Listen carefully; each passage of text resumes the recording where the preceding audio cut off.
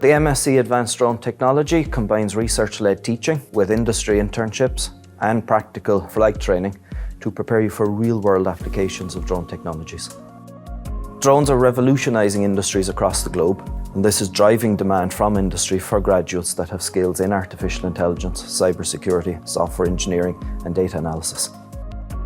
Students will embed in the Drone Systems Lab here at UWS, an internationally recognised centre of excellence in drone technologies. We lead a large collection of UK and European research projects in this area, and we're fully equipped with state-of-the-art drones, sensors, high-performance compute, software, everything that one needs to get practical hands-on training in the skills that are required by industry.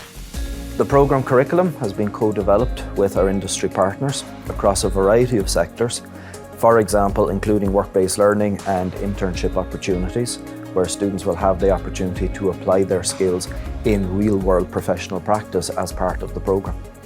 So the skills you'll learn on this programme are transferable across a variety of sectors anywhere that artificial intelligence and robotics is required.